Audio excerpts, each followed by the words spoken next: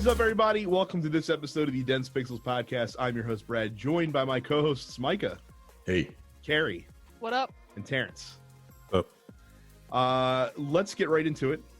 Micah, you've been playing the, by all accounts, according to social media, incredibly disappointing Resident Evil 3 remake. So tell us about that. Let me ask you a question because I've never played Final Fantasy. All right. I've never played Resident Evil 3 back in 1999. I was too busy playing Pokemon Snap and being a virgin.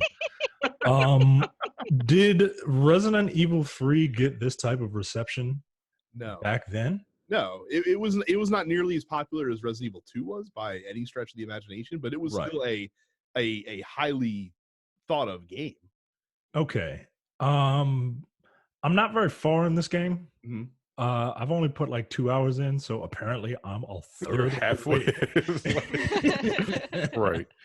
But yeah, what's the problem? I mean, is it because it's not Resident Evil 2? Is it because it's not? Is it? I think because part of it is that.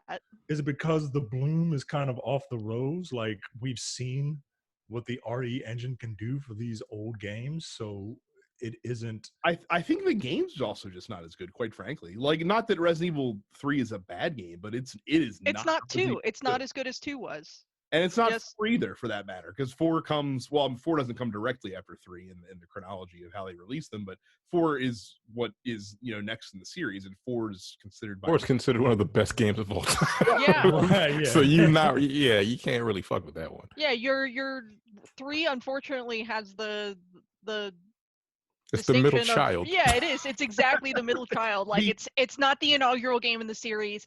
It's not the fan favorite 2, and it's not critical darling 4. So how many of you have played? How many of you have played 0?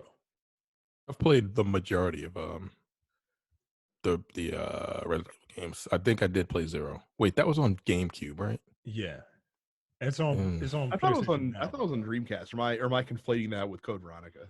That might be Code Veronica. I think you're conflating. Code Veronica was one of my favorites. So at the time. So Code this Veronica game is still considered really good. This game, I don't understand the hate for it outside of the runtime. That's the biggest issue that I hear people talking about. It's like 5 hours long for a $60 game. Short. I mean, the best thing I can do, like, let me give you a little bit of history on me, and maybe that will explain why I don't think this game is that bad. I love Resident Evil 5. I really, really like it. Resident Evil 5 is fun, especially with the second player. I think Resident Evil 5 is the one that I played the most of. Like, I don't really play Resident Evil games because I'm a bitch and I don't like playing spooky games. But 5 I thought was a lot of fun. Exactly. But purists don't like, especially coming after 4, the greatest game in the world. It is an action game with zombies in it, and that's what this one is. It's an action game with zombies. It's not a survival horror game in the true sense of the genre. Not as much as 2, and certainly not as much as 4. 4 was some scary shit, right? So what you're telling me is that when I made the flippant offhand comparison between this and Die Hard 2, I was actually dead on the nose accurate with comparing it. Die Hard 2 is not good. Die Hard 2 is a perfectly fine movie. It's just not Die Hard or Die Hard with a Vengeance. That is correct. Yeah. But it's not good, though. Like, Die Hard is one of the greatest movies of all time. Full stop. Like Die Hard 3... No. So yeah, this game is not bad. I don't think it's bad. Like, I think it's 5 hours long, right? Like, people are able to beat like the hardest difficulty in like 5 hours, which is like goddamn. Right. And it took me 20 hours to beat Resident Evil 2. And then they have that multiplayer game, which is probably going to be dead within a month. I didn't what's the point? Yeah, I think what a lot of people seem to be... $60. Yeah, that's a lot of people seem to be saying it's like we paid $60 for a game and we're not necessarily getting $60 worth of content out of it. It also, a lot of people seem to think that it was just sort of rushed. It's like you could have taken longer. Like we didn't need this in April. Yeah, but Resident Evil 3 came out, what, a little over a year and a half from Resident Evil 2 back in 1998, 99. That sounds right, yeah. And this one came out a little under a year and a half. Yeah, but it didn't take 2 years to develop a AAA game back in 1998. Yeah, but like Resident Evil 3 and Resident Evil 2 are essentially the same damn game, right? Like they're definitely running in the same engine, full stop. Like 100% happen. In both eras, right? Like I mean, I get it. You know, I get the thought process of people needing to conflate a certain amount of runtime with a certain price point. But meanwhile, meanwhile, people can beat Resident Evil 2 in like 3 hours. Right. Like now, so there are trophies, there are achievements for doing it. There are achievements for doing it. So I don't understand why people are. I mean, I get it. I don't think it's that bad. It's not scary. So if you're looking for the scares, like, nah, this ain't it. See, I can't handle being chased by a monster. Yeah, like, but I can't do it. I mean, but Mr. Yeah, X was. that's why I didn't play 2 either. So you're telling me that they made a better Nemesis in the remake of Resident Evil 2 than the they did. Nemesis? Okay. yeah, because this Nemesis, he's like, you know, he's not scary, and it just, you feel like you can fight this thing, whereas Mr. X just slowly stalking you, and he was very, very creepy. I mean, this is more of an action game than and it was the same originally. Like, it was slightly more action in Resident Evil 3. Yeah, and she has a dodge fucking roll mechanic in this game that slows down time. Right. So, like, come on, yo. How can you be mad if you knew that's what was going to be in this game? Like, look, it didn't grab me as much when I played the demo, though. And I get it. I 100% get it. But if you can have the entire Resident Evil collection on your console right now from 0 to 7.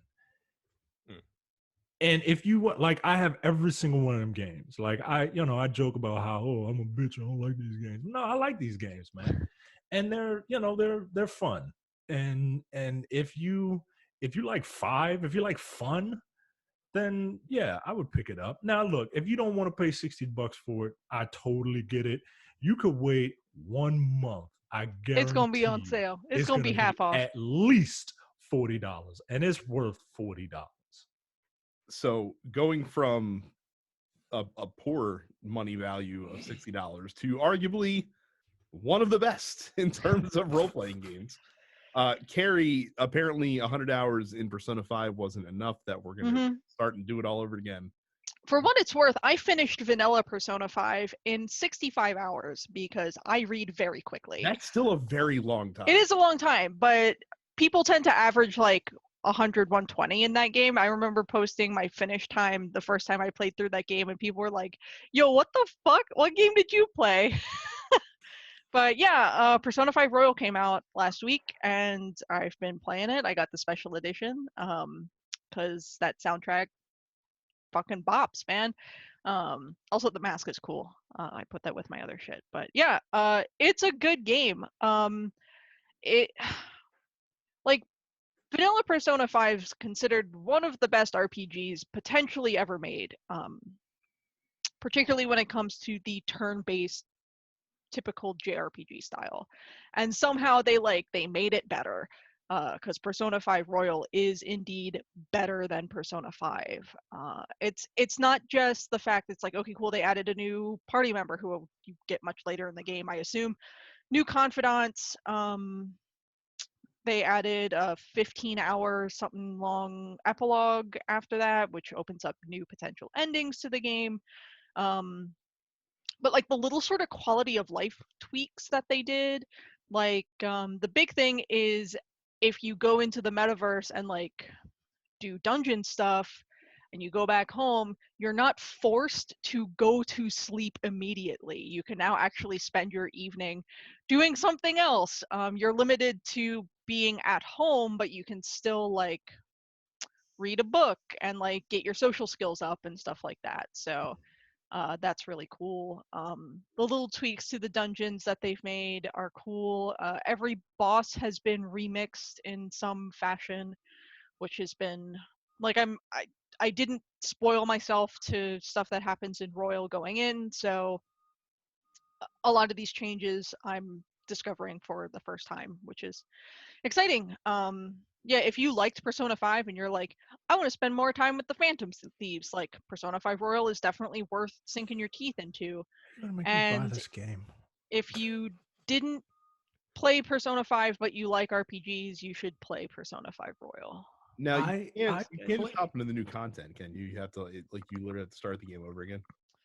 Correct, because it's like it's woven into the story from like the very beginning. You can't just like jump to the epilogue, because apparently accessing the epilogue depends on your rank with one of the new confidants. So if that character didn't exist in the vanilla game, so it's starting over, which is fine. If you have existing Persona 5 save data, you get some items and whatnot to use in game, which makes the initial grind a little bit easier in any case. So that's the one reason I like that game, but I never finished it.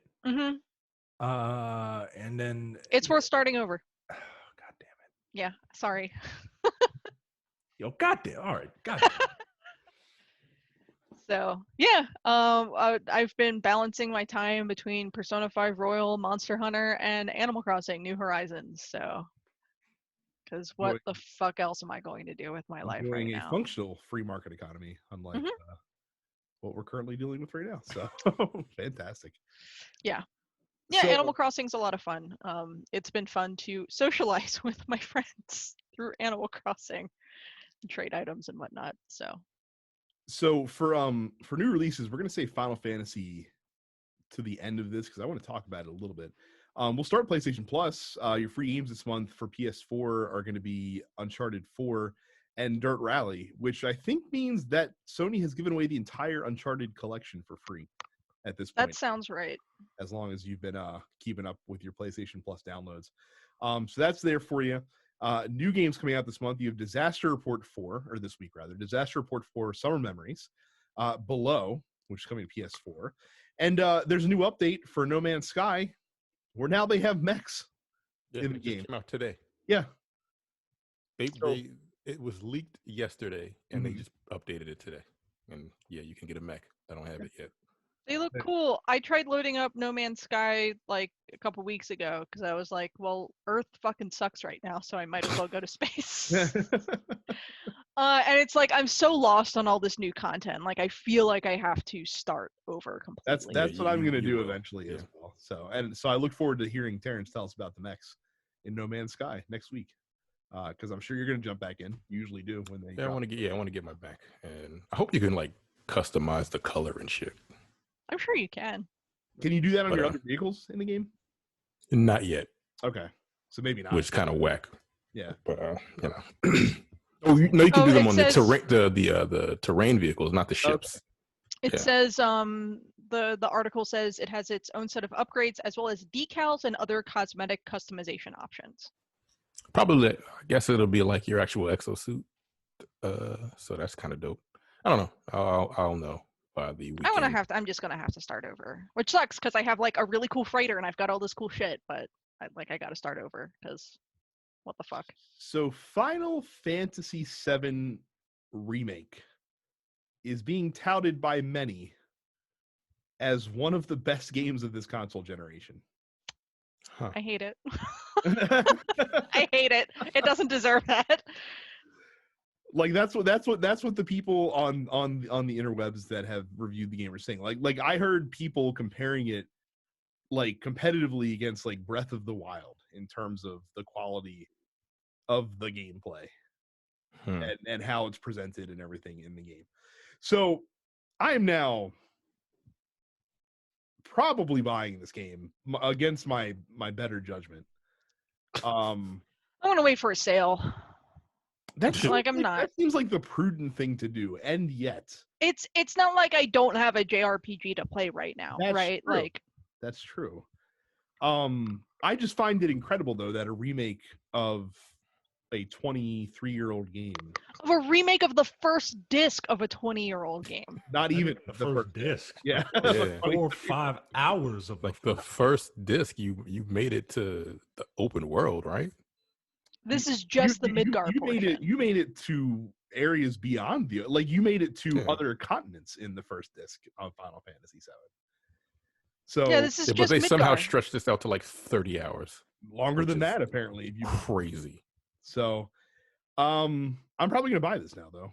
So I'm, like I said, as much as I was poo-pooing this game 6 months ago, I need to what I should do, like a person with one single functioning brain cell, is download the demo and see what I think about the demo. Demo's fun. It is. Like it is. I was like, huh, okay, that's cool.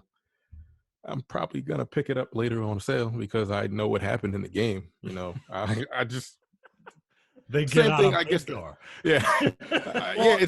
That's my biggest issue. It's just that section, but they stretched it out to 40 hours. And I hate the Midgar section, Well, yo. see, I hate them. ironically, I actually really like the Midgar section in Final Fantasy. Oh my god, I hate it, man. Well, so it's interesting because it seems like that they've, I guess you could say remixed how the story's told a little bit, because one of the things that I heard in one of the reviews is that if you've played Final Fantasy VII, the way that things are presented, especially like at the end of the game, are a little convoluted if you're familiar with the game, and if you're not familiar with Final Fantasy VII, It doesn't make any fucking sense. any fucking clue what's going on. So it seems like that they might have tweaked how the story gets told to, I guess, maybe tell more of the Sephiroth story before we get to the end of this game, because obviously that they're table setting for the future iterations, which will probably take 5 more years to come out for remake part 2. 100%. But yeah, so that's interesting to me that it's being received with this level of praise. Yeah. I mean, is it though? A little. Didn't Resident Evil 2 get the same level of praise? It's people. No one said like Resident Evil 2 is one of the best games of the generation when it came out last year. They didn't. Not again. People are holding this up next to fucking Breath of the Wild, which I know you didn't play Breath of the Wild, Terrence, but Breath of the Wild is quite a game. And I've heard. I haven't heard anything bad about Breath of the Wild. Right. So that's praise that's a level of praise that I wasn't quite expecting for this. Look, I'm talking all this nonsense. It's sitting on my console. Right. Like you're gonna now. play it. You're gonna play it starting as soon as you get. You're not even gonna wait to get off work Friday. You're probably gonna play it during downtime. Yeah. And I will let you know. Look, we get a lot of I won't say hate. I don't know what the word is. But we get a lot of flack. We get a lot of flack because we don't suck at the teat of Final Fantasy VII. Yeah, because 6 and 4 are both better. I mean, they are. Like, there's nothing wrong with a bronze medal, right? Like, there's nothing wrong with a bronze medal. I wouldn't say. I mean, yes, there is. You're the second worst person to. You're the second loser. Like, you're the second best at losing. Right? I don't even think Final Fantasy VII is bronze. I think 9 is probably bronze. So there's nothing wrong with that, right? And Final Fantasy VII, no one is discounting its influence. It is the greatest bait and switch that has ever come in the history of this medium. I don't know if that's true. I think Metal Gear Solid 2 arguably a greater bait and switch than Final Fantasy VII. You know, yeah. yes. No. Whatever you're about to say, Micah, no, he's right. Metal Gear Solid 2 came out and this nigga doing cartwheel in his drawers. Not even in his drawers. Butt ass naked. You're He's like, got what his is whole ass out. So once again, Final Fantasy VII can't even get that high of an accolade. It's the second best at baiting and switching, and there's nothing wrong with that, right? But but no one's saying this game is bad. it's a great game, and I'm looking forward to playing it before next week when we come over here and eat crow and be like, yeah, this game's really good. Like, let's just put a moratorium on that right now. We will be honest in our opinions on this game. I almost want to go back into like our archives and dig up like the first episodes after they announced that the remake was actually happening. Oh, this is bullshit. Yeah. And compare that to like what our response to the game actually is. Did Dense Pixels even exist when they first announced that Final Fantasy VII was getting remade? Because that was like 5 years ago. This show's only been around for 7 years. Yeah, but it was announced in 2015. So I remember doing episodes after that came out. So well. Listener will have to go find our initial thoughts on the Final Fantasy VII remake. I look forward to playing the John Cena of Final Fantasy games, and as we found out this past weekend, it's not that bad. Cool. Yeah, that's what's new. That's what's new. You know what else is new? Our clothing. Every time we are on recording this show. You know how you would know that? You would go to youtube.com/denpixels. I was wondering where that segue was going. You can see all of our new outfits. This isn't new, but it's a Guile shirt. See? It's a Guile shirt. Oh, that's prescient. I was just working on arranging Guile's theme for my orchestra. There you go. And so you can go to youtube.com/denpixels. There you go. We got all kinds of video game clothing on. I actually changed my shirt for the first time in like 2 days. Terrence is dressed as a create a character because black people don't star in video games for some reason. And Brad is dressed as the default white man because that's who stars in all video games. But yes, go to youtube.com/densepixels to come see our beautiful faces. Subscribe to the TMP Studios podcasts wherever you get your podcasts. These include the Nerdpocalypse, Black on Black Cinema, Coming Distractions, and the weekly preview episode of Look Forward. Now, if you enjoy that preview episode of Look Forward, why don't you go to densepixels.com/premium? And it's a real good week for it this week, by the way. All right. I need to download that then. And for $5 a month or $50 a year, you can get access to the premium slate of podcasts, including the Airing of Grievances. I think there's another one in the can. The Soup Nazi, I think, is the next one to be aired. No Time to Bleed. We did a No Time to Bleed, JP. I don't think he listens to the show, but like we got shit to do. And one of the things that we did was a No Time to Bleed. The Men with the Golden Tongues. The next episode we have yet to record, but it will be on Mission Impossible Fallout. And you get the full episode of Look Forward. The preview episode is about an hour. It's a hell of a preview. It's way more of a preview than I would give. And the full episode is twice that. It's about 2 hours. 2 hours of political talk goodness. And not to be outdone or undone. What is it? Outdone or undone? Outdone. Not to be outdone. Upstage conversation. Now look. There's a new upstage conversation coming down the pike, and it is starring Carrie, and it is featuring myself. And we finally get to talk about one of my favorite movies of all time, Little Shop of Horrors. Yes. So bizarre to me. I love that Little movie. Shop's great. Like, I like that movie. I'm just surprised it's one of your favorite movies of all time. It's one of my favorite movies of all time. I listen to the soundtrack just on random days. I would say it's equally as surprising as The Sandlot being one of Terrence's favorite movies of all time. That's fair. Yeah. Look, I love that movie. It's a great movie. You don't even like baseball. I don't. But like, come on, James L. Jones plays a blind old man in it. Who used to play with Babe Ruth. Yeah, gave him a murderer's row baseball. Do you even know what Murderer's Row is? From the movie, I do. I don't know who they are. It was a bunch of old white men from it was the 19. I mean, that's true. Yeah, whatever. They were old and white, and they hit a lot of baseballs. They did, and they signed one, and they gave it to the kid. He gave it to the kid, and then like Hercules took it, and whatever. That was the dog. Thank you for the synopsis. What the fuck is Hercules? Kevin Sorbo's in that movie? Yep. But yes, but real quick, so as you're listening to this, the new episode Look Forward is up for you to listen to Thursday this week. Episode 1 of GameStop Beyond the Register.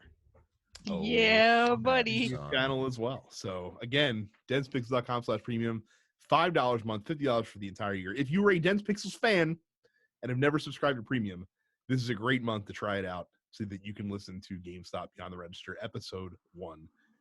Episode 1 of several that we plan on doing for the series as well. I gotta plan the next episode of Upstage Conversation. I'm pretty sure I'm gonna have to watch Rent.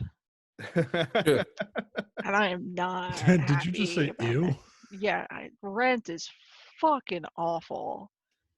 But Andy's making me watch Rent, so if you want that good Carrie hates this content, then keep your subscription to TNP Premium, because that's on the way pretty soon.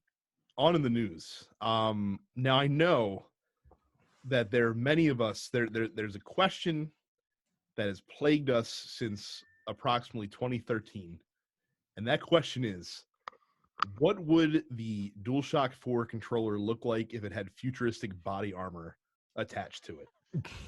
Well, that question has been answered because Sony has released the controller for the PlayStation 5, which is called a DualSense controller, because it's going to bring the sense of touch to PlayStation 5 gameplay. Now let's get the. What does that mean? I'll tell you in a second, but I feel like we'd be remiss if we didn't allow the visceral reaction to the controller. I just now looked at it. Yo, it's fucking ugly. to lead the story here. Again, I think my description is pretty apt. It does. It looks like it has body armor. I like it looks the like overall something shape. out of. I feel like it's going to be more comfortable for my hands than the PS4 controller is. I don't love the shape of the PS4 controller. I don't like having both my thumbsticks like right together. I like having one of them offset. But yeah, I don't like white controllers. I don't love it. So the first thing I thought of was the Joel Kinnaman RoboCop. That's again, futuristic body armor. Yeah, like this isn't yeah. And I don't want to think about Joel Kinnaman's RoboCop or Joel Kinnaman when I'm looking at my PlayStation controller. It looks. I wish it wasn't white. Like I don't like. I know. We have talked on this show ad nauseum about our intense dislike of white hardware. And just make it a solid color. If it's going to be white, make the whole thing white. Yeah, that's my other thing with it. It's like the two-tone design was on purpose, Micah. They consciously decided what's to go the color. What's the chick's name in Mass Effect with the black and white armor? It looks like her armor. It looks like her suit. Well, now it's more appealing. Now that you mentioned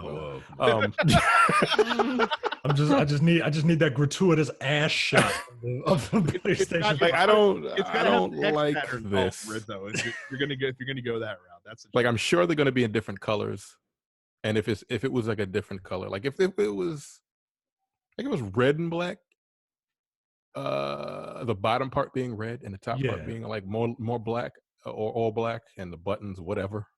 That'd be fine. You could keep the buttons white. I don't know. But I don't like this. Is this going to be the default? Yeah.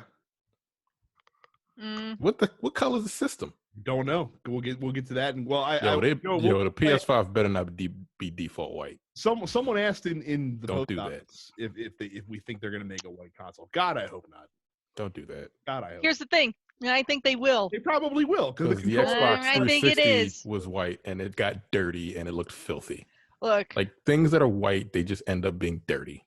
Yeah, because people are filthy fucking animals, and they don't know how to keep shit clean. Like I could keep a white system clean, but the general populace is full of trash goblins. Fucking gross, man. This is. In all my years working at GameStop, right? Like God.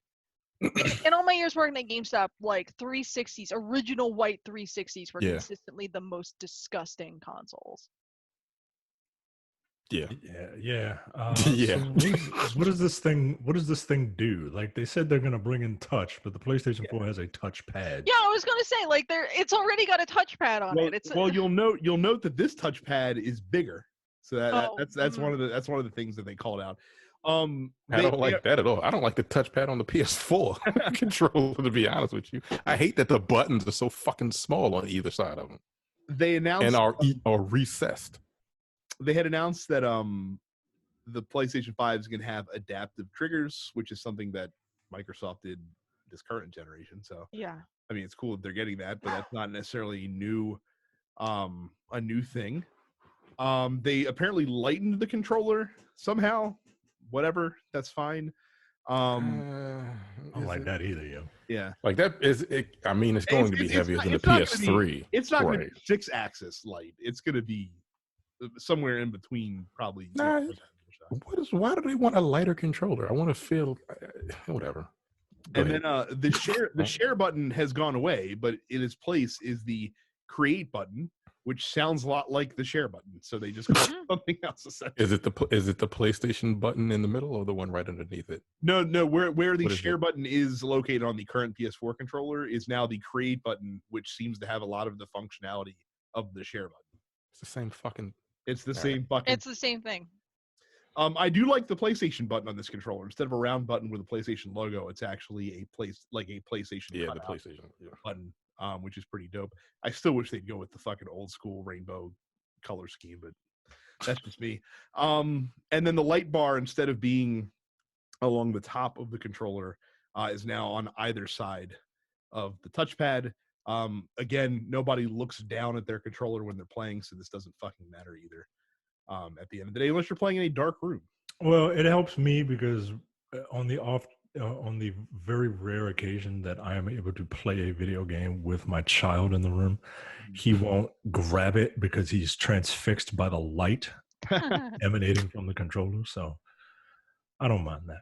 And they also have a microphone built into the controller. And I will tell everyone now, if you're going to play with me online and you're going to use the built-in microphone on the DualSense controller, I'm going to mute you.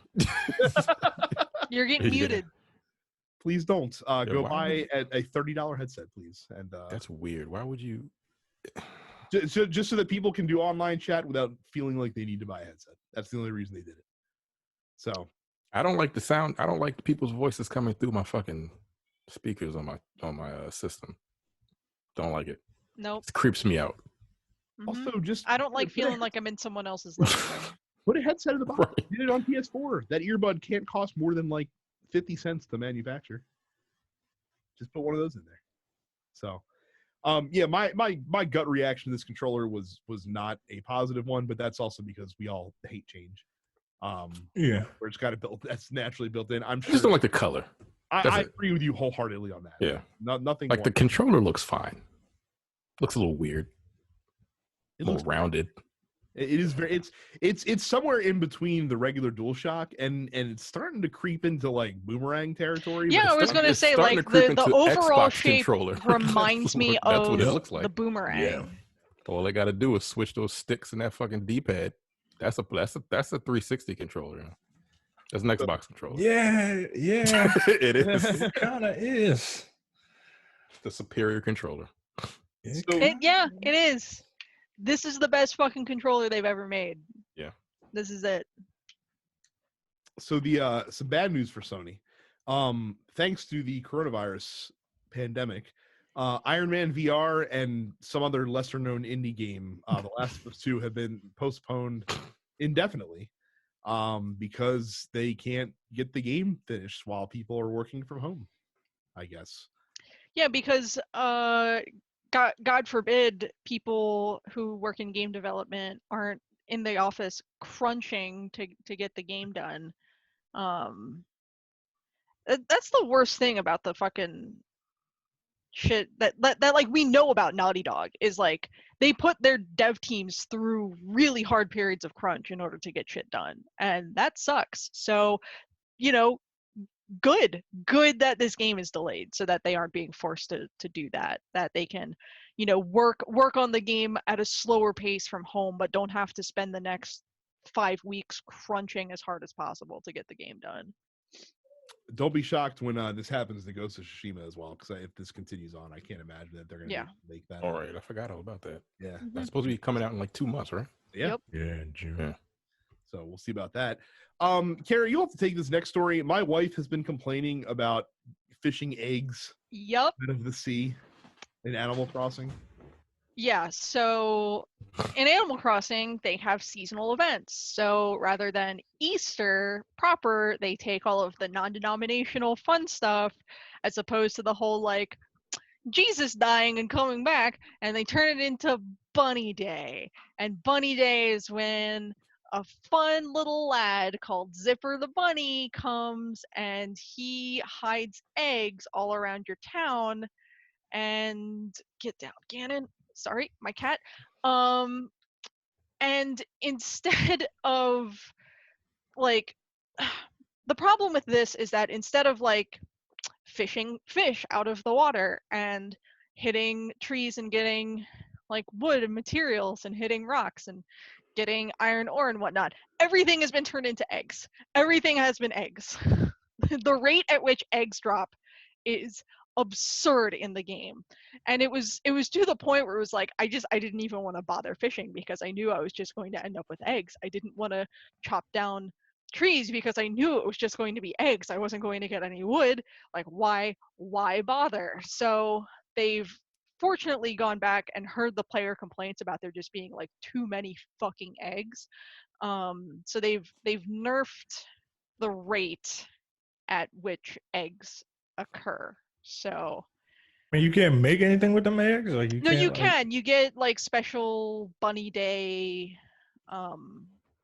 like recipes and whatnot for your DIY bench. So you can make like a Bunny Day table that looks like an Easter egg, and a Bunny Day bed that looks like an Easter egg, and a Bunny Day chair that looks like an Easter egg. Like everything looks like Easter eggs.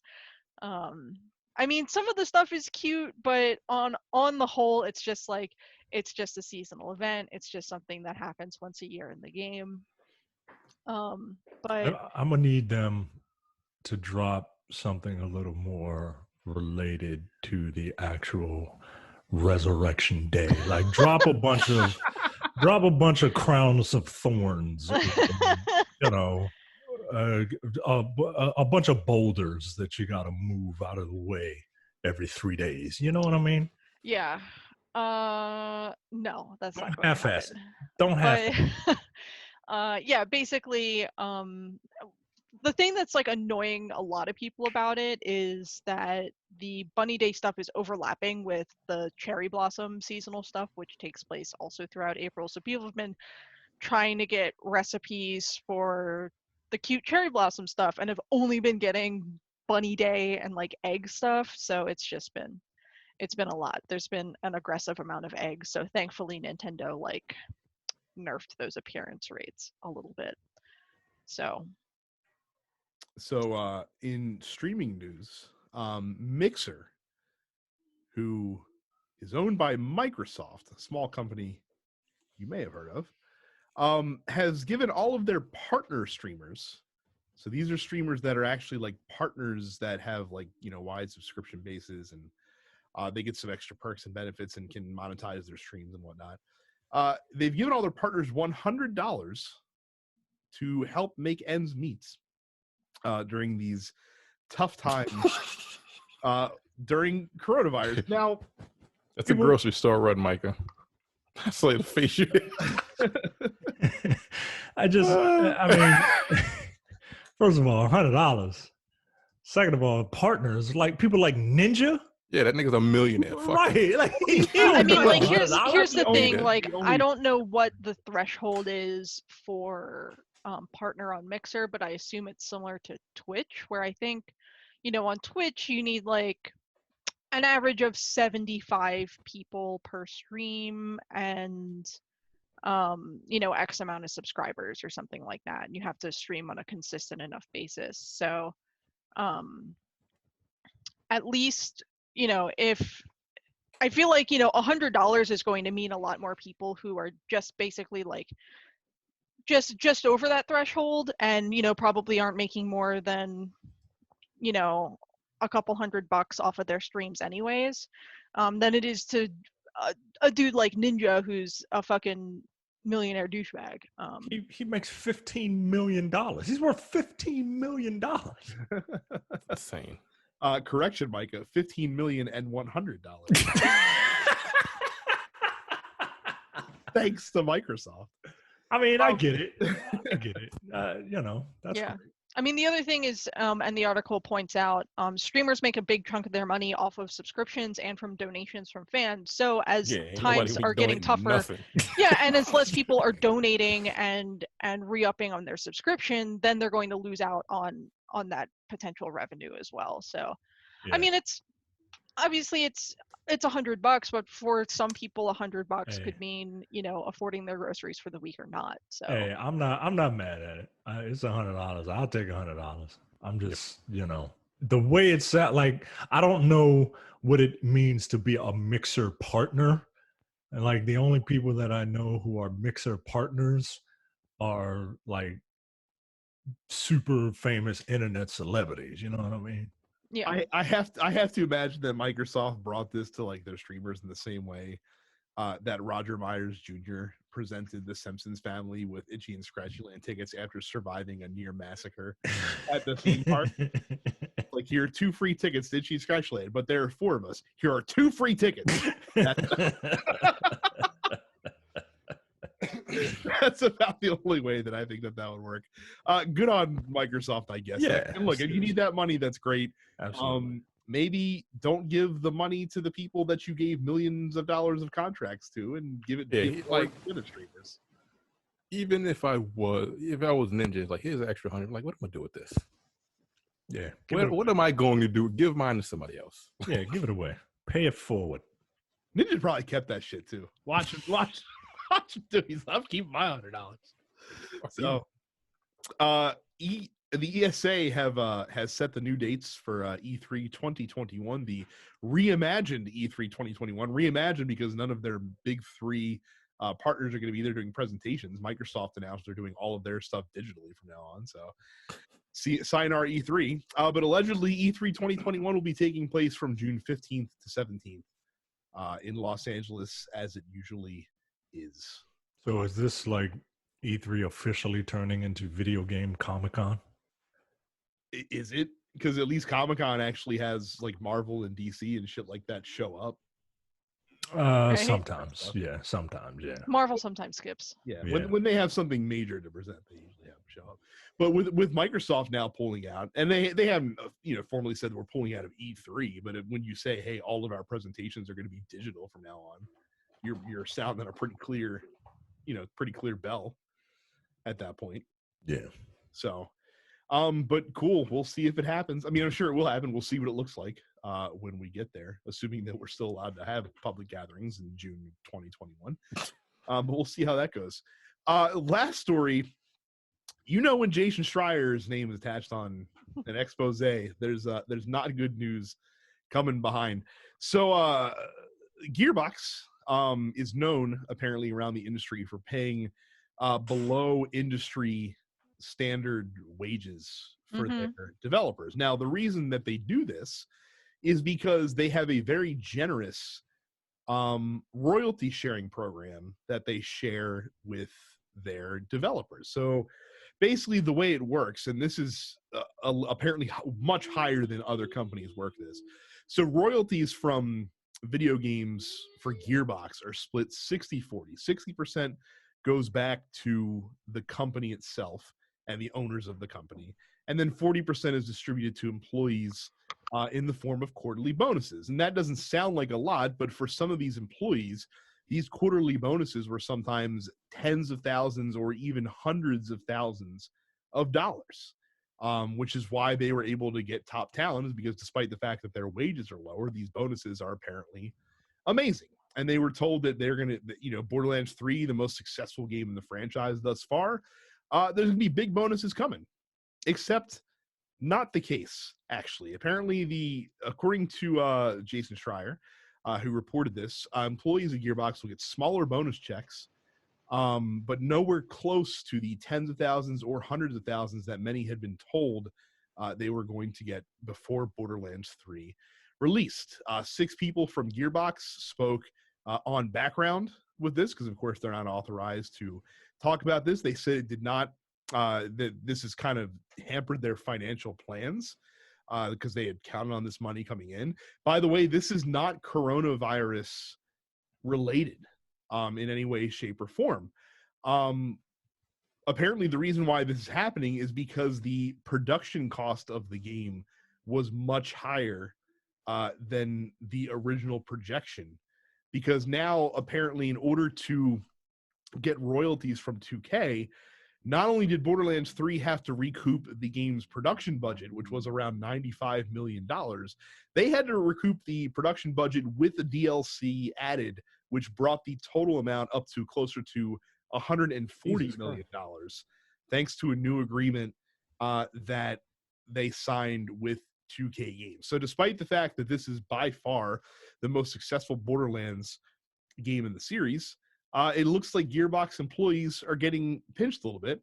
Now, reportedly in a meeting where Randy Pitchford had to break the bad news to people, he said that if they weren't happy with the royalty system, that they were welcome to quit.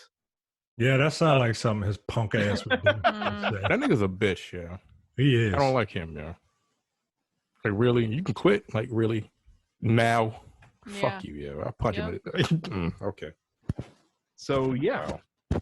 Another black eye for Randy Pitchford. Yo, Randy Pitchford's a Gearbox. fucking asshole. Yo, he's a prick, yo. He's a prick. He's a teeny tiny little prick.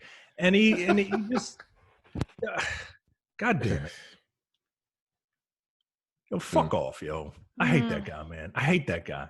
And now I hate him not just because he's a magician and a bad magician. But he's not a good boss. And what a time to have this happening, by the way, too, where even if you wanted to leave, it's not exactly a great climate for going out. That's what I'm saying. Like, now, you would be like, you go ahead and quit now. Like, fuck off, dog. You know I can't. So future's uncertain. You fucking, yo. Gearbox is the Red Lobster of video game companies. And their employees, their developers are servers. Like, that's it. They're waiters and waitresses working off of hopes and dreams. Does that make the games that they put out the Cheddar Bay biscuit? It depends on what game it was. Right. It was pretty good. Yeah. Yeah, because that So like Alien Borderlands Marines 3, game was, yeah. So I was gonna what say, was so like that? Borderlands 3 is the Cheddar Bay biscuit, and Colonial Marines is the rest of the menu. Is everything else. Exactly. Well, Colonial Marines is when you get non-seafood from Red Lobster. It's like, I hate seafood. Why don't you get the Red Lobster cheeseburger? All right, cool. This tastes like ass. No shit, you went to a seafood restaurant, you got land food, you dumb shit. But yeah, like fucking, I'd be fucking furious if I was Gearbox right now. Because I mean, it's not, look at the last 2 major games that came out before Borderlands 3 from that studio: Colonial Marines and Battleborn. 2 games that I don't think were bringing in the royalty money to the same level that like Borderlands 2 was. No. That's unfortunate, So, man. I mean, I feel like now once this this COVID situation sorts out, you might see a pretty decent talent exodus coming from Gearbox Studios. Don't be shocked if you see a lot of high-profile names from that studio seeking other opportunities. Oh, I hope it happens right after they announce Borderlands 4.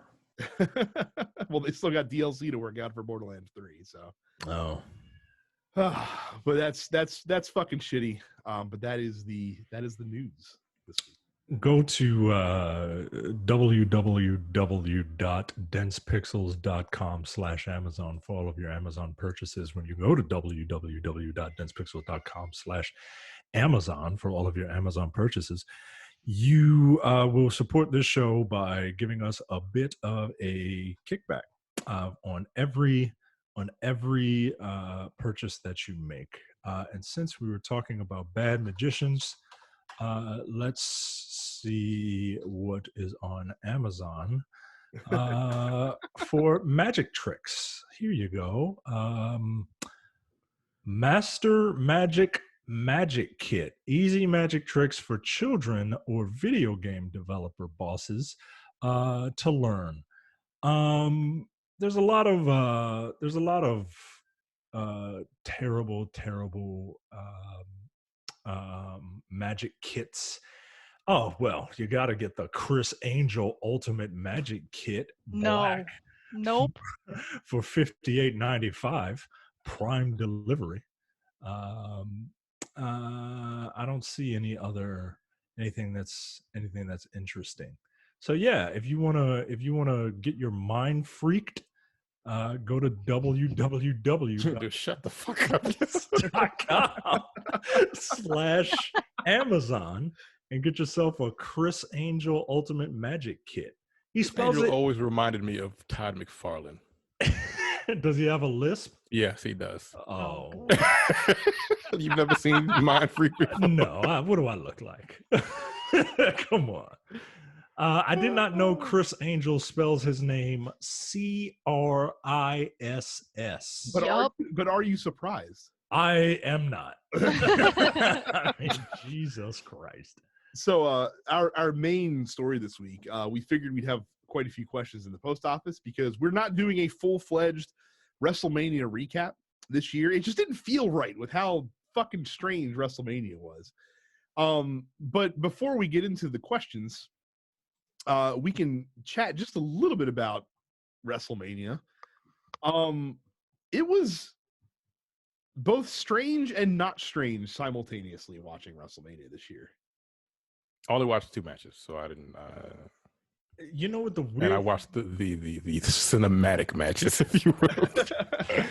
Honestly, I think they should have really leaned into that, with more of the matches. They had an opportunity to try something very, very different than to just give us standard matches with no crowd. Like they could have choreographed this like a fight. They could have used different camera angles. And you know what? Put a fucking soundtrack on the back of it. Like let's make it like a movie for someone, not for every one of them, right? Because that takes a lot of time. But for a few more of these, I think they could have pulled off the cinematic aspect of it. I mean, they have a production company, for God's sakes. Here's what Here's what I learned.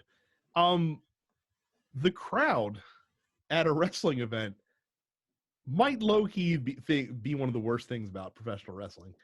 Can you imagine how poorly like the Goldberg Braun Strowman match would have been received?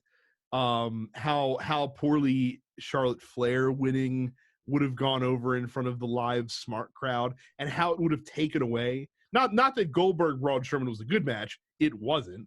But can you imagine how much worse it would have been if you had that crowd? And I mean, it wouldn't have happened though. That's true. It would, but you would have had the same reaction from Roman Reigns regardless. Yeah. And then arguably Rhea Ripley, Charlotte Flair might have been the best actual match of the weekend. But I get the sense that the fans would have been really pissed seeing Charlotte Flair go over on Rhea Ripley, and it would have taken away from the experience.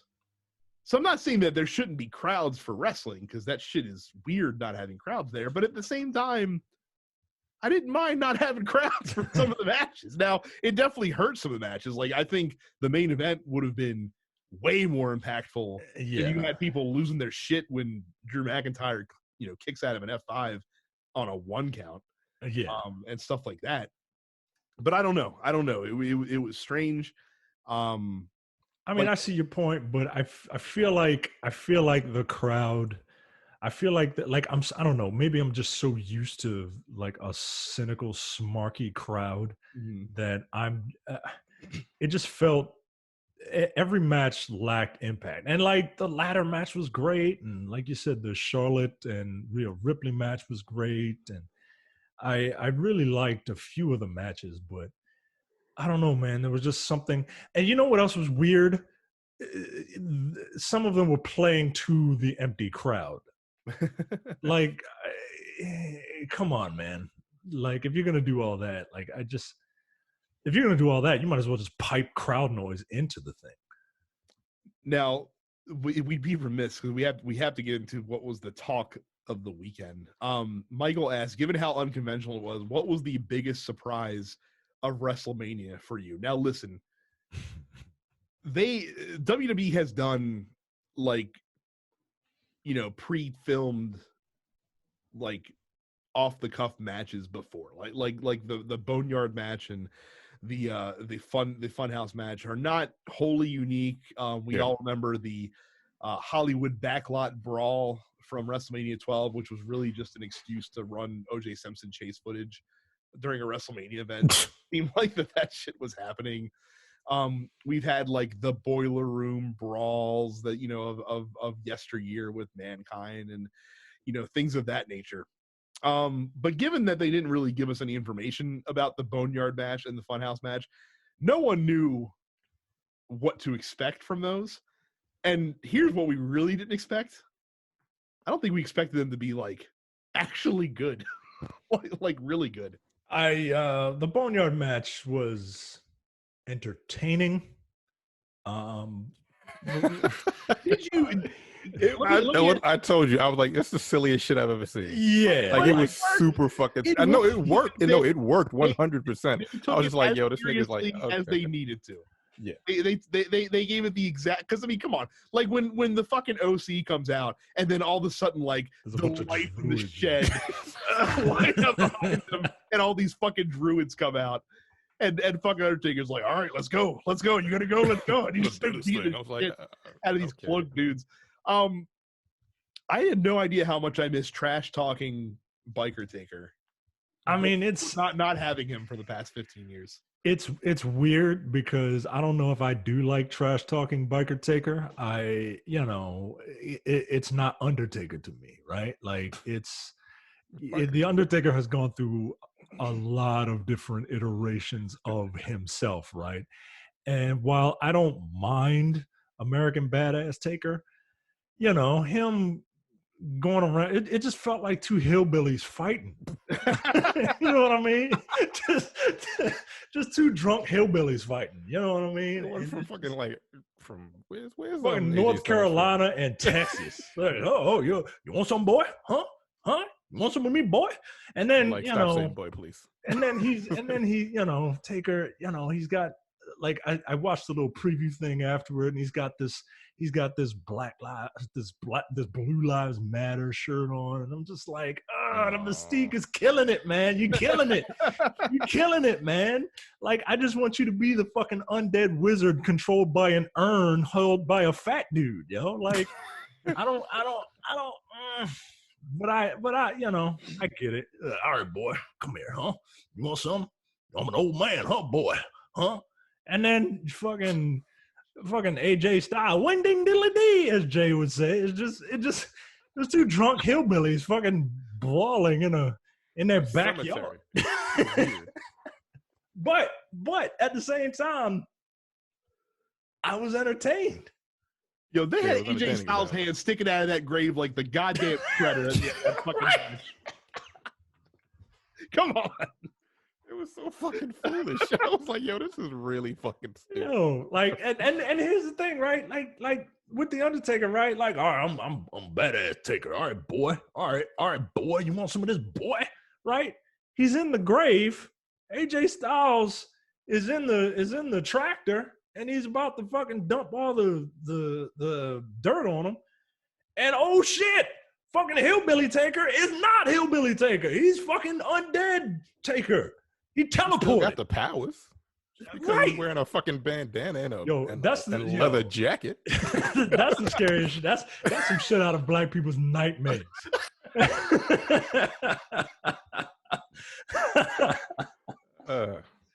Oh my god! I was entertained, though, man. I was entertained. So Teleporting redneck. Yeah, that'd be pretty fucking horrifying.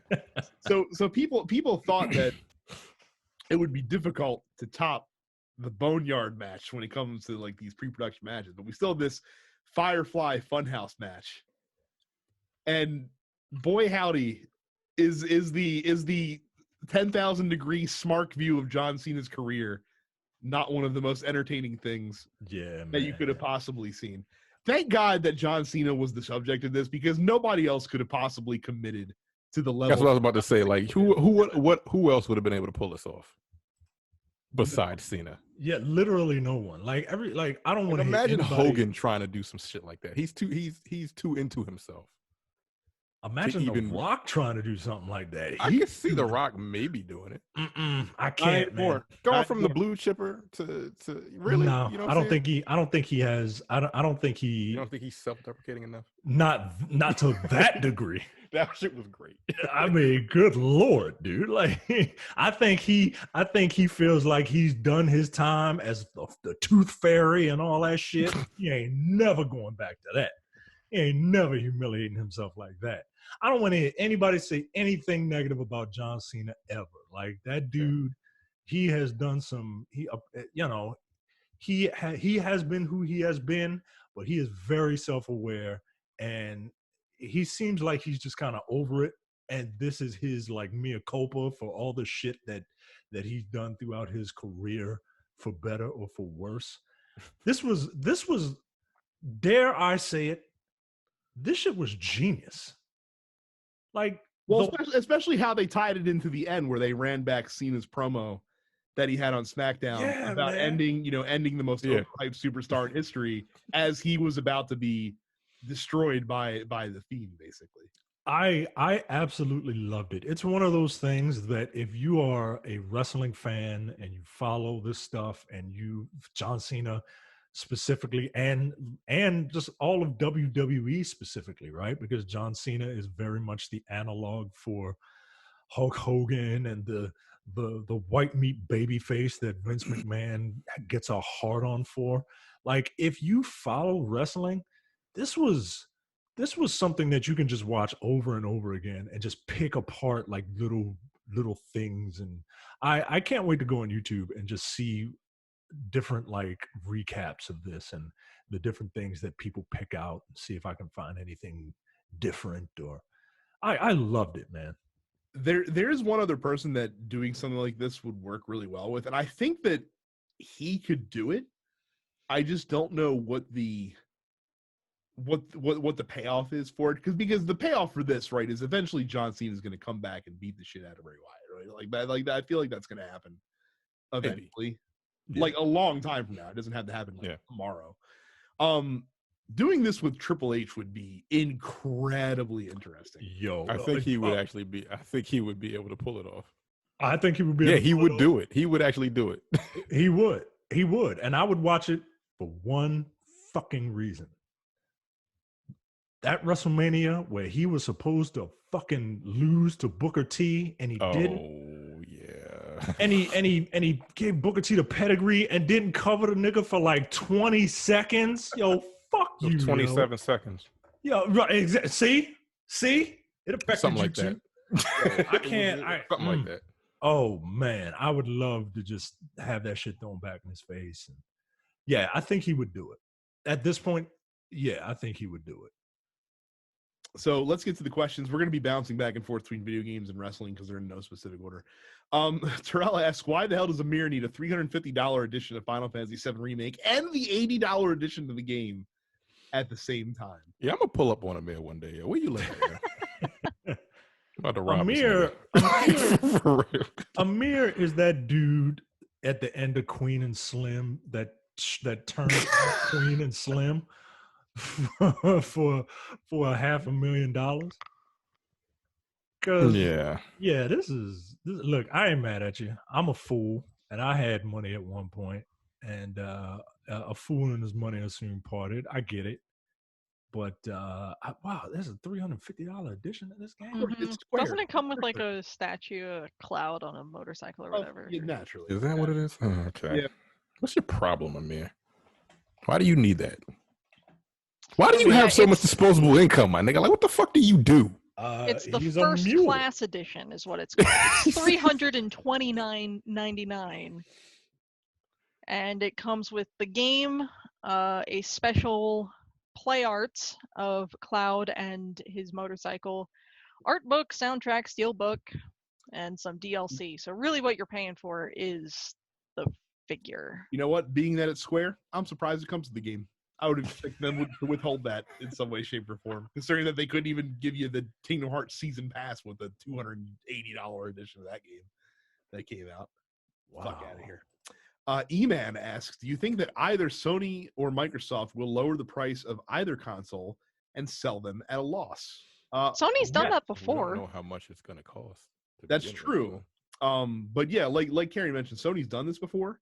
And if they think that doing so will give them an appreciable advantage in terms of selling moving units, they'll do it. In a heartbeat, they'll do it. Yeah. Because you'll recoup that money on the back end by selling software. Like that's the, and plus that's the big leg up that Sony has over Microsoft in this case, is that Sony has the exclusive software that will make them the money if they are selling the hardware at a loss, where Microsoft fucking doesn't. So now the advantage that Microsoft has is that they're a company that's worth several $1 trillion, so they can easily sell this console at a loss and not even care. Like, you can write it off the bottom line because you don't give a shit, because it's not anything to you. Ken says, any chance of you guys watch, or are any of you guys watching the NASCAR F1 virtual races? They actually had a live rage quits. No, but I'm gonna have to look that up now. I'm not watching it, but apparently what Fox did, they actually not only like held it might have been NBC, I can't remember. They broadcasted a NASCAR race using, I can't remember what it's called, but there's like some super realistic simulator that gamers use both to play and NASCAR drivers use to practice. And they broadcast a match on this, and they actually had like their commentary team calling the race as if it was actually happening, essentially, which is really interesting. Apparently, like Dale Jr. was driving in it as well. Normally, he's like a pit correspondent for them, but since he doesn't have to worry about getting a concussion in a virtual race car, like he actually drove in the race as well. So did they have like virtual people that do just do virtual racing and actual races race each other? Yes. Yeah. Is what okay. Okay. And they're not, and NASCAR's not the only league that's doing this, by the way. The NHL is airing virtual hockey games using NHL. Yeah, so the NBA was doing that same shit. Look, they're making the most of what they can given what's going on right now. So I commend them for doing whatever they can just to keep people entertained and leaning on video games to do it, because again, you have these great games.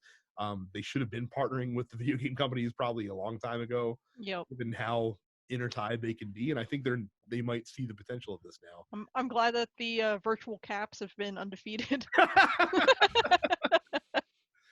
Oh my goodness. Cam says the Boneyard match is officially the greatest Undertaker match of all time. I think that's a little bit of a stretch.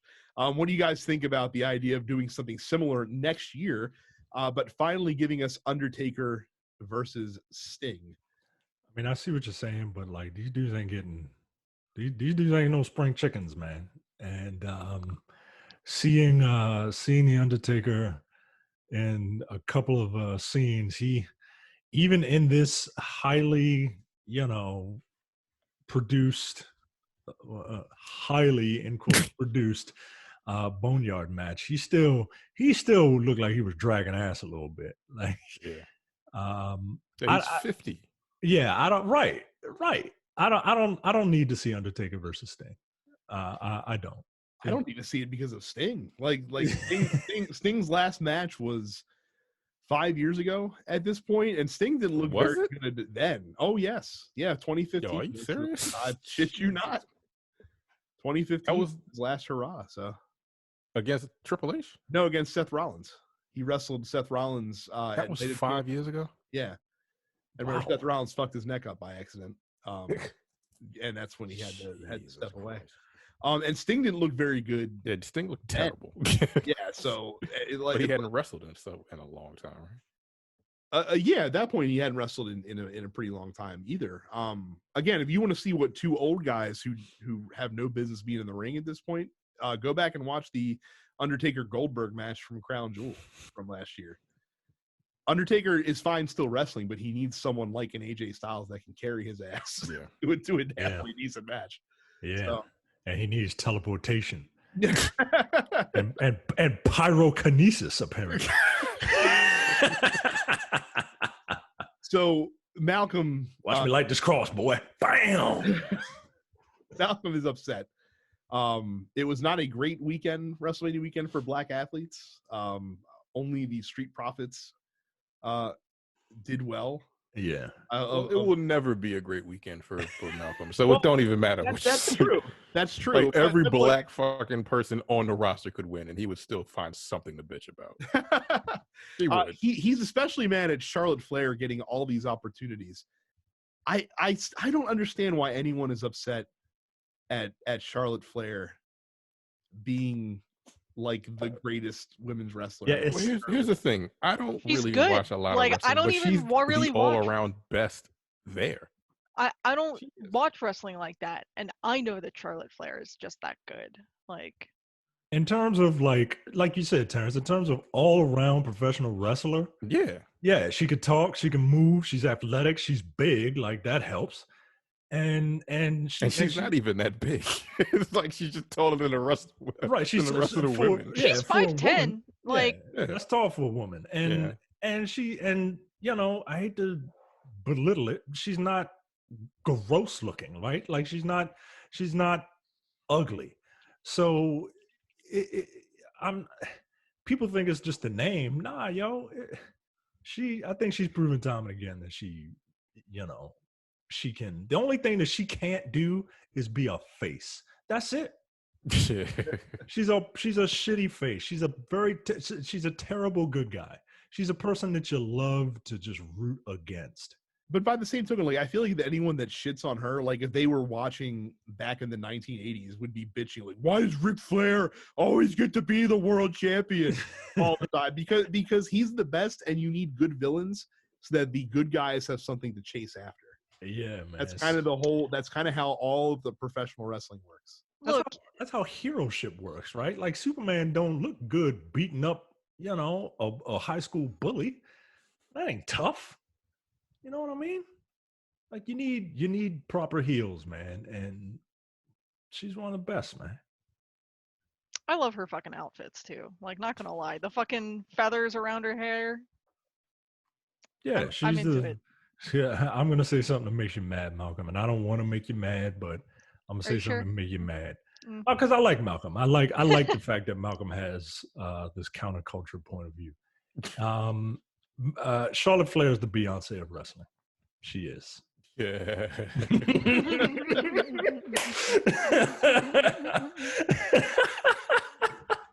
Well, this probably like Beyonce. This leads nicely to Trey's question. Trey asks, so what are your thoughts on Becky getting a pass on holding the Raw Women's title for a year, yet people get upset when Charlotte wins, you know, the NXT Women's title? It is the same thing the same reason that people hate Roman Reigns. It's the same reason that people hate John Cena. When you're perceived as having it handed to you, people are always going to react to you negatively, whereas Becky Lynch is perceived as having, quote, earned it, so she won't ever get the scrutiny that someone like a Charlotte Flair will. And that's what it boils down to at the end of the day. I'm over it. I'm over Becky Lynch. I'm over it. I've been over it for a while. And again, and by the way, case in point, if you want to see why Charlotte Flair gets all the opportunities, and you want to see why, why Becky Lynch had to earn her way up the card, take a look at Charlotte Flair versus Rhea Ripley as far as the quality of the match, and then take a look at Becky Lynch versus Shayna Baszler.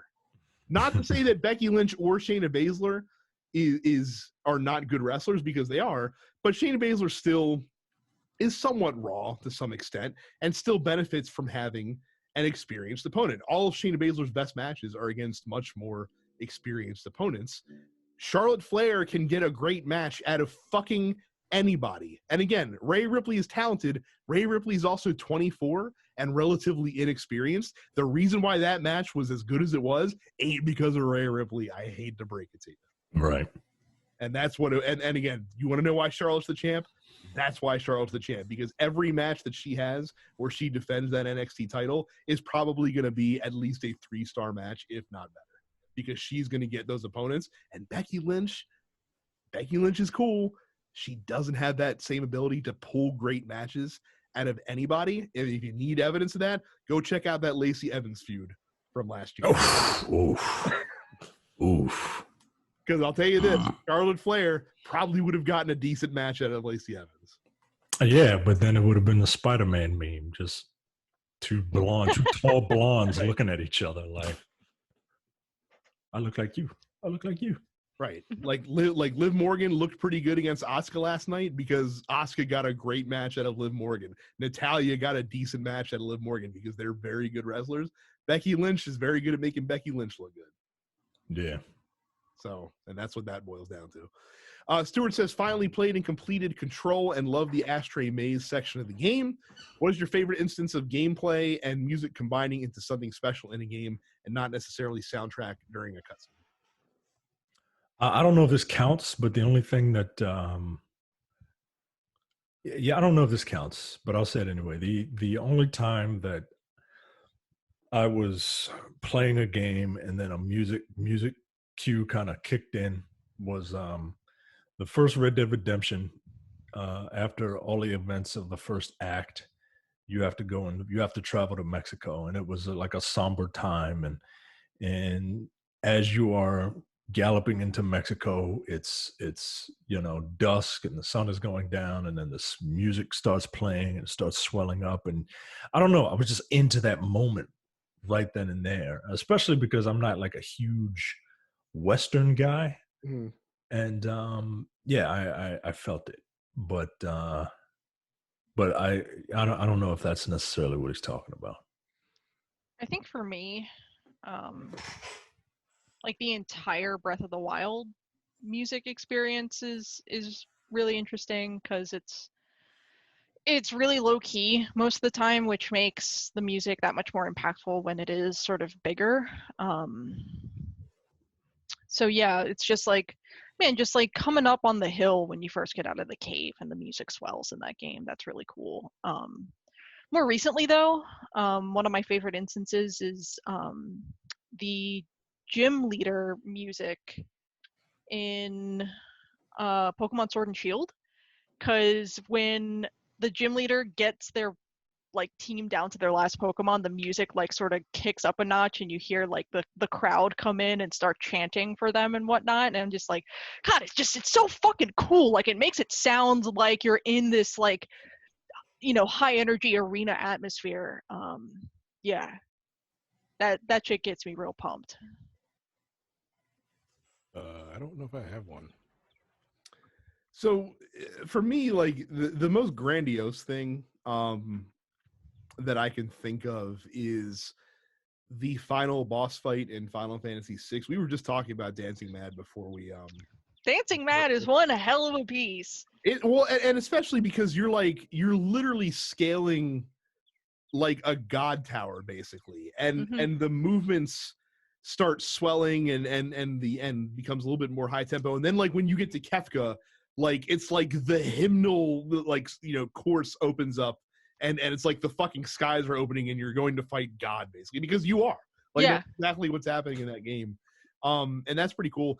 Even small stuff though, like the first time in Metal Gear Solid when you got spotted by somebody and you had the exclamation point, like the sound cue, and then the like the fucking like the creeping speed music. Yeah, like when you're trying to hide and get away from that shit.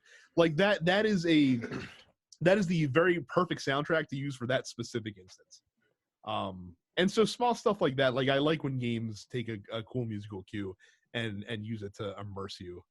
I mean, that's the thing about a lot of game music is that, you know, it's written to create a certain feeling. So, you know, looking at Dancing Mad, like as we were talking about offline before we started recording, like Dancing Mad is like an 18-minute long piece, and like there isn't really anything that repeats. There's a lot of weird time signatures, there's key signature changes.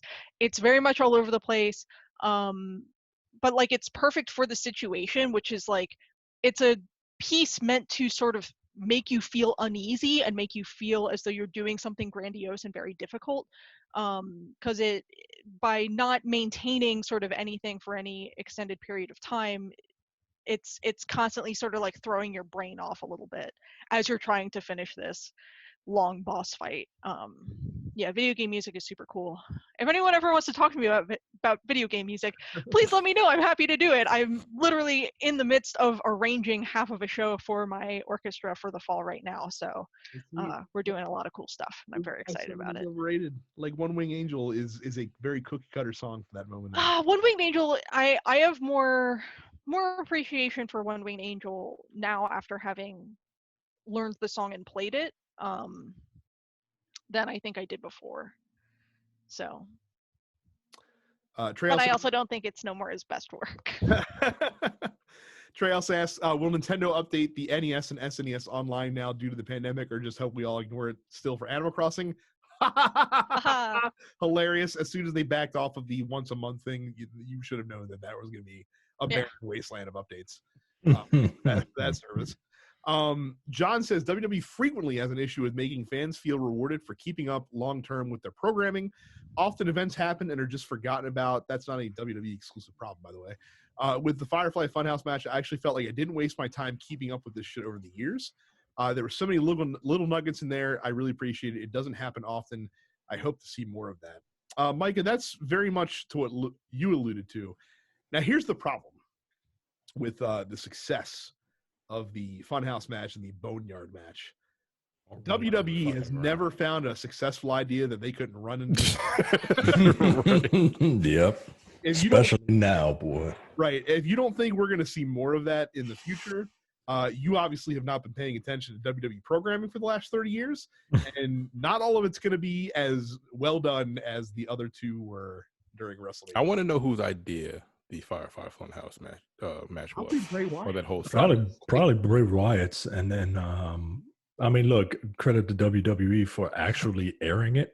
Yeah. But I would attribute that to him. Like the whole concept of the Fiend and all that, like that was his idea, right? And to your point, Brad, think about there were 8 Firefly Funhouse episodes before the Fiend made his in-ring debut. Mm-hmm. Think about the commentary around that stuff from the first one to the 8th one, right? Like the first one, nobody knew what the hell was talking about. It was like this rogue, pirate TV, right? Just kind of came in, right? And then by the 8th one, Michael Cole is saying, "Hey everybody, another wacky episode of the Firefly Funhouse is coming up next." Like you're supposed to be afraid of this thing, man. Like this is supposed to scare you, dude. Like what are you doing? But they knew they had a hit. So they were like, "Oh, well, tell them to come in. Tell them to sit through these commercials, and then it'll be right back because money, such good shit." I can't believe they got that. I was like, "What?" But that's the benefit of success. Like Bray Wyatt has been so successful with his character that now he's probably being given a ton of leeway. Yeah, and Vince McMahon might not understand why this is entertaining, but he now trusts Bray Wyatt to let him run with it. And like you said, he's a talented fucking dude. Because that's some wild shit. We will end it with Johnny, who asks a question for Carrie. Favorite confidant in Persona 5? Easy. Kawakami. That's my wife. She's the teacher. She's your homeroom teacher. And you can romance her. Yeah. And Wait, she's what? yeah. She's You your can teacher. romance your teacher? It's parents. It's Yeah. Japan standard different. It's Yeah, she's the best. That's who. Yep, that's who I romanced. She moonlights as a housemaid, and yeah, it's great. Kawakami's Your the house. best. She Easy. comes into your room. She comes into your room dressed as a maid. Mm-hmm. Yeah. So wait, is this like a Seinfeld situation where Hey, like what the fuck? it's not clear if you have to pay The her? graduate, nigga? Like, what is going on? Okay, that's odd. Oh, man. Does she actually do any cleaning when she comes over? She does. Yeah, you can actually, once you get her rank high enough, you can be like, "Yo, do my laundry," and she'll like do your laundry for you. And you can just sit there and watch it like some fucking Latino maid porn. You can sit there and watch her clean and then romance her because that's a thing. Yep. That's what I did in both of my playthroughs of Vanilla Persona 5, and that is what I will be doing in Persona 5 The Royal. Look, full disclosure, I have a body pillow cover of Kawakami in my house. Good night, everybody. Good night. Yeah. That might be a bridge too far even for me. It's got her and her like teacher outfit on one side and her maid uniform on the other side. Wow. I got nothing, Jeff. Join our fan group at densefixes.com/fans, where you too can post in the Dense Fixes post office and ask us questions that we answer on episodes of the show. Don't forget to subscribe to Dense Pixels and all of the TNP shows on the podcatcher of your choosing. Go to densepixels.com/premium, sign up for $5 a month and $50 a year, and check out the first episode of GameStop Beyond the Register releasing this Thursday morning. Subscribe to us on YouTube, youtube.com/densepixels. Carrie is on Twitch. She is Suffix Carrie. Terrence is on Twitch. He is Apparition410. And that's it. So thank you guys very much for listening and watching. And we will see you all again next time. Thanks. See ya.